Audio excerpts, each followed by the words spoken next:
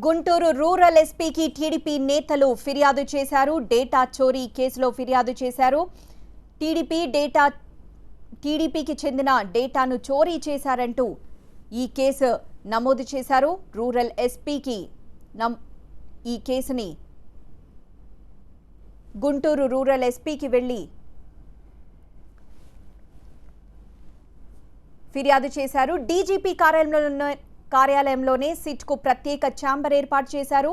జంట కమిషనరేట్ల పరిధిలో ఇప్పటివరకు జరిగిన దర్యాప్తు వివరాలు మొత్తం సిట్కు బదిలీ చేశారు.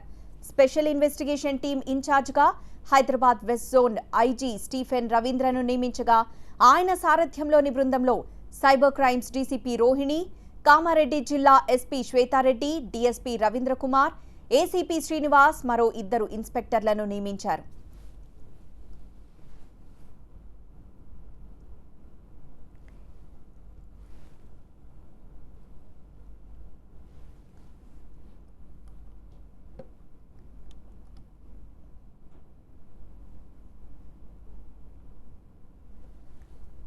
డీజీపీ కార్యాలయంలోనే సిట్కు ప్రత్యేక ఛేంబర్ ఏర్పాటు చేశారు.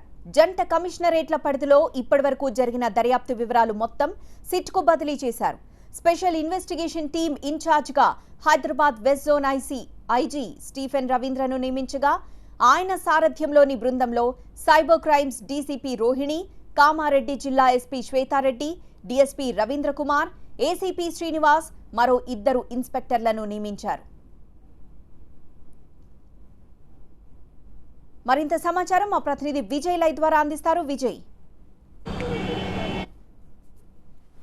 వ్యవహారం పైన ప్రస్తుతం డీజీపీ కార్యాలయంలో ఏర్పాటు చేసిన సిట్ విచారణ ప్రారంభించింది. ఐజీ స్టీఫెన్ రవీంద్ర నేతృత్వంలో మొత్తం 9 సభ్యుల బృందం ఏదైతే ఉందో దాన్ని మొత్తం 3 టీమ్స్గా డివైడ్ చేసి కేసు ఇన్వెస్టిగేషన్లో ఒక్కొక్కరికి ఒక్కొక్క పార్ట్ అప్పచెప్పారు. ప్రస్తుతం ఇన్వెస్టిగేషన్ సంబంధించినటువంటి బ్రీఫింగ్ అంతా కూడా ఏసీపీ మాదాపూర్తో పాటుగా సైబర్ క్రైమ్ ఏసీపీ శ్రీనివాసరావు ఇద్దరు కూడా సిట్ సభ్యులందరికీ కూడా ఈ కేసుకు సంబంధించిన కంప్లైంట్ వచ్చింది. కంప్లైంట్ దగ్గర సాక్ష్యాలు, ఆ తర్వాత హైదరాబాద్ పోలీసులు చేసిన ఇన్వెస్టిగేషన్ ప్రాసెస్ అంతా కూడా ముందుగా సిట్ సభ్యులకు ఎక్స్ప్లెయిన్ చేశారు. ఆ తర్వాత సిట్ని ఒక 3 బృందాలుగా డివైడ్ చేసి డేటా అనాలిసిస్తో పాటుగా డేటా రిట్రైవ్, పోలీసు ఇన్వెస్టిగేషన్ ఏదైతే అనుమానితులు ఉంటారో వాళ్ళపైన ఇన్వెస్టిగేషన్కి ఒక టీంని ఏర్పాటు చేశారు. రెండవ టీంని ఈ యూజర్స్ ఏవైతే ఉన్నాయో అమెజాన్కి సంబంధించి కావచ్చు, గూగుల్కి సంబంధించినటువంటి వెబ్ సర్వీసులకు లేఖ రాశారు కాబట్టి వాళ్ళు ఇచ్చే ఇన్ఫర్మేషన్ డేటాని అది ఈ ఐటీ గ్రిడ్కి సంబంధించినటువంటి డేటా పూర్తిగా వచ్చిన తర్వాత అది అనాలిసిస్ చేయడానికి మరొక టీంతో పాటు అటు ఈ ఆధార్ కావచ్చు, లేకపోతే ఎలక్షన్ కమిషన్కి లేఖలు రాయడం, ఆంధ్రప్రదేశ్ ప్రభుత్వానికి సంబంధించిన లేఖలు రాయడానికి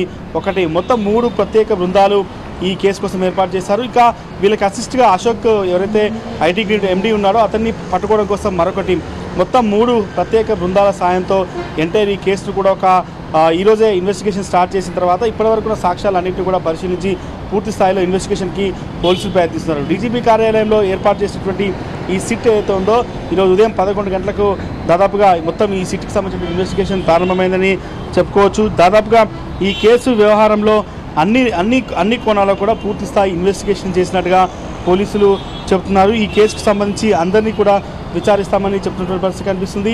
ఈ కేసులో ప్రతి ఒక్క విషయానికి సంబంధించి కూడా పూర్తి స్థాయిలో తమ దగ్గర ఉన్నటువంటి సాక్ష్యాలు వీటన్నిటిని కూడా ఫోరెన్సిక్ అనాలిసిస్ చేసుకున్న తర్వాత ఈ కేసుకు సంబంధించి ఒక్కొక్క అంశాన్ని కూడా పరిశీలిస్తాం.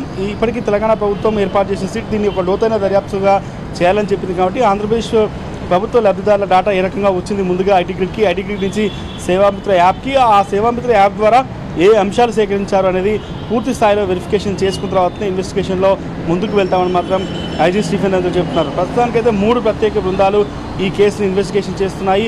డేటా అనాలిసిస్ కావచ్చు, డేటా రిట్రీవ్ కావచ్చు, దాంతోపాటు సాక్షులకు సంబంధించి ఎవరైతే ఆ ఐటీ గ్రిడ్ కంపెనీలో పనిచేస్తున్న వ్యక్తుల్ని విచారించడం, కంప్లైంట్ లోకేశ్వరుడిని మళ్ళీ విచారించడం, ఇప్పటివరకు ఆ కంపెనీకి సంబంధించినటువంటి ఈ యాప్స్ ఎవరైతే తయారు చేశారో ఆ ఐటీ కంపెనీకి సంబంధించినటువంటి విషయాలు కావచ్చు, ఆధార్ కార్డుకి సంబంధించి డౌన్లోడ్ ఆధార్ కార్డు అధికారులను కావచ్చు, ఎలక్షన్ కమిషన్కి సంబంధించిన అధికారులు వీళ్ళందరినీ కూడా పూర్తి స్థాయిలో విచారించిన తర్వాతనే ఈ కేసుకు సంబంధించి ఇంకా ముందుకు వెళ్తాం. అవసరమైతే ఆంధ్రప్రదేశ్ ప్రభుత్వానికి కూడా నోటీసులు జారీ చేసి అక్కడ ఐటీ సెక్రటరీతో కూడా పూర్తి స్థాయి సమాచారాన్ని తెలుసుకుంటామని కూడా పోలీసు అధికారులు చెప్తున్నారు. మొత్తం 3 బృందాలు మాత్రం డివైడ్ అయిపోయి ఈ కేసు ఇన్వెస్టిగేషన్ని కొనసాగుతున్నాయి. ఈ రోజు నుంచి డీజీపీ కార్యాలయం కేంద్రంగానే ఈ కేసు ఇన్వెస్టిగేషన్ అయితే కొనసాగుతుంది. రైట్ విజయ్.